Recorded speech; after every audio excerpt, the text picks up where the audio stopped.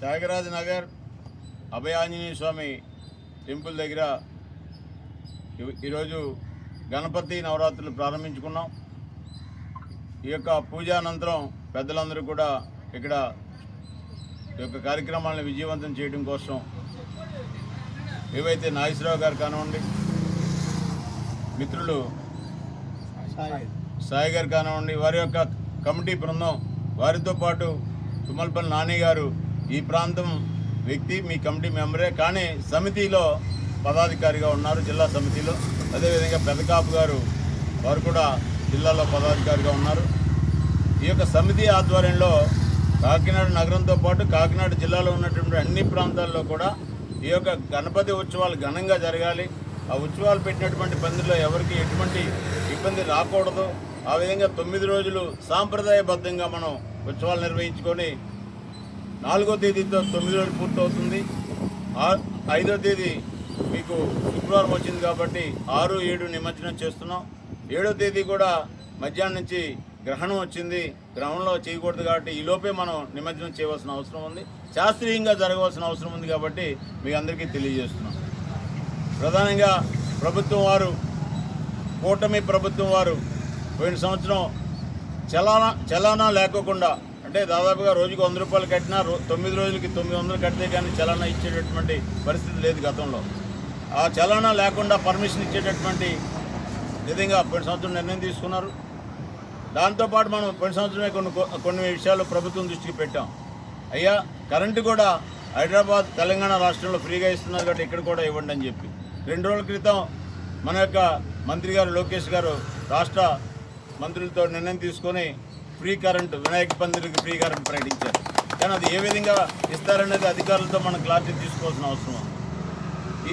ఈ విధంగానే కాకినాడ కార్పొరేషన్ గారు కానివ్వండి, జిల్లా అధికారులు కానివ్వండి, ప్రతి పందిరి దగ్గర రోజు ముగ్గేయాలి, ఇక్కడ ఉండేటటువంటి లైటింగ్ వెలిగించాలి, ఇక్కడ ఈ ప్రాంతంలో జరిగేటటువంటి ఇబ్బందులు లేకుండా పోలీసులు గస్తీ కూడా ఉండాలి. నిమజ్జనానికి కూడా మనకి ప్రభుత్వం నుంచి మంచి చర్యలు తీసుకుంటున్నారు. ఎందుకంటే కాకినాడలో అయితే 2 బ్రిడ్జిల మధ్యలో వినాయక సాగర్లో నిమజ్జనం అవుతుంది, 300 విగ్రహాల దాకా నిమజ్జనం అవుతాయి. అదేవిధంగా సూర్యాపేట బీచ్లో దాదాపుగా 600 నుంచి 1000 విగ్రహాల దాకా నిమజ్జనం అయ్యేటటువంటి అవకాశం ఉంది. పెద్ద ఎత్తున కలెక్టర్ గారు, ఎస్పీ గారు, జిల్లా యంత్రాంగాన్ని అంతా కూడా ఈ సమితికి సహకరించమని చెప్పి మన కోఆర్డినేషన్ మీటింగ్ పెట్టి చెప్పారు. అదేవిధంగా ఈ జిల్లాలో ఉండేటటువంటి ఎమ్మెల్యేలు కానివ్వండి, మంత్రులు కానివ్వండి, ఉన్నత అధికారులు కానివ్వండి, స్వామీజీలు కానివ్వండి, వీళ్ళందరినీ కూడా పందిరి పరిధిలో ఎవరైతే ఉన్నారో లోకల్ కమిటీలు కూడా ఆహ్వానించండి. జిల్లా సమితి నుంచి మేము కూడా అందరినీ కూడా ఆహ్వానిస్తున్నాం. ఆ విధంగా ఈ యొక్క పండుగ, గణపతి పండుగ అనేటటువంటిది మనకి మొదటి పండుగ. ఈ మొదటి పండుగ ద్వారానే మనం మిగిలిన పనులన్నీ కూడా మనం ప్రారంభించుకుంటాం. కానీ ఈ పండుగకి కుల, మత అనేటటువంటిది ఎక్కడ భేదం లేదు. ఎవరు ఏ వ్యాపారం ప్రారంభించినా, ఎవరు బిల్డింగ్ శంకుస్థాపన చేసినా, లేకపోతే ఒక వ్యవసాయ ప్రారంభం చేసినా, అన్నిటికీ కూడా ఆ గణనాథునికి ఆ యొక్క కొబ్బరికాయ కొట్టి నమస్కారం చేసుకొని వారి ఆశీస్సులతోటి మనం ప్రతి పనిని ప్రారంభిస్తాం. కాబట్టి మనం ఏం చెప్తున్నామంటే ఇది చాలా గొప్ప చరిత్ర కలిగినటువంటి ఉత్సవం. ఈ ఉత్సవం అనేది శోభాయాత్ర కింద జరగాలి, హిందుత్వం పులకరించాలి, సనాతన ధర్మం పులకరించాలి.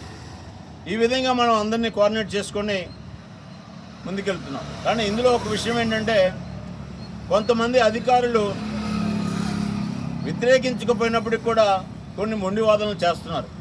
హిందువుల ఐక్యత కోసం ఏదైతే చేస్తున్నామో అది అర్థం చేసుకొని అధికారులు కూడా సహకరించాలని చెప్పి కోరుతున్నాను. అలా కాకోకుండా మనసులో ఏదైనా పెట్టుకొని హిందువులు చేసేటటువంటి పండుగలకు ఆంక్షలు పెడతాం, నిబంధనలు పెడతాం, కండిషన్లు పెడతామంటే హిందూ సమాజం చూస్తూ ఊరుకోదని కూడా అధికారులను నేను ఒక విధంగా గౌరవంగా నేను రిక్వెస్ట్ చేస్తున్నాను. అది కాదంటే ఏం జరుగుతుంది అనేటటువంటిది సమాజం చూసుకుంటుందనే విషయం కూడా చెప్తున్నాను. ఒక్క విషయం చివరిగా చెప్తున్నాను. నేను ఇవాళ మన యొక్క సమాజంలో కాకినాడ కానివ్వండి, ఆంధ్రప్రదేశ్ కానివ్వండి, దేశవ్యాప్తంగా కూడా మన పాలకులు గతంలో చేసిన తప్పు ఏంటంటే, ఒకరు ముద్దు, 2, 3 వద్దు అనేటటువంటి పనిలో బలవంతంగా ఆపరేషన్లు చేసి మనకే నిబంధనలు వర్తించేలా చేసి మన హిందూ సమాజం తక్కువయ్యే పరిస్థితి కారకులయ్యారు. కానీ మిగిలినటువంటి సమాజం, అటు క్రైస్తవులు కానీ, ముస్లింలు కానీ, ఒకరు వద్దు, ఇద్దరు వద్దు, 6 ముద్దు, 9 మంది ముద్దు అని చెప్పి విపరీతంగా సంతానం పెంచేసి ఇవాళ వారికి ఉండేటటువంటి శాతం 4% నుంచి 20% అయింది, 6% నుంచి 25% అయ్యేటటువంటి పరిస్థితి ఉంది.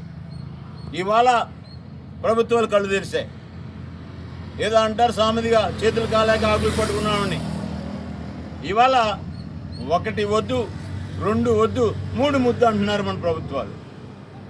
ఎంత సమయం గ్యాప్ వచ్చింది, ఎంత వెనక్కి వెళ్ళామో, సమాజం ఎంత నష్టపోయింది, హిందువులకు వచ్చేటటువంటి ఇబ్బందులు ఏ విధంగా వస్తున్నాయి. ఇవాళ 70-80% హిందువులుగా మనం ఉంటే మనల్ని గౌరవించేదానికంటే 20% ఉన్నటువంటి మైనార్టీలకి ఏ ప్రభుత్వం ఉన్నా రాజకీయ నాయకులు వాళ్ళ సంకనాకుతున్నారు. ఇది మారాలనేటటువంటి విషయం.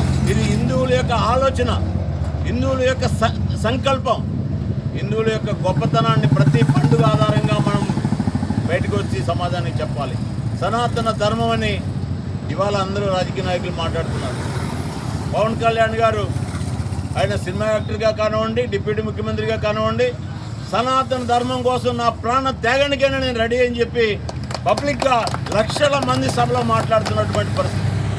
మరి ఆ యొక్క ఆలోచన, ఆ యొక్క సంకల్పం మిగిలినటువంటి నాయకులందరూ కూడా తీసుకోవాలని చెప్పి కోరుతూ ఈ ఉత్సవాలకి కాకినాడ టౌన్ శాసనసభ్యులు, రూరల్ శాసనసభ్యులు, అధికారులందరూ కూడా పెద్ద ఎత్తున సమాజానికి, పందిరి కమిటీలకి సపోర్ట్ చేయాలి. వారు కూడా ఈ ఉత్సవాల్లో పాల్గొనాలని వారిని ఆహ్వానిస్తున్నాం. వారు కూడా రావాలని కోరుతున్నాం. ధన్యవాదాలు.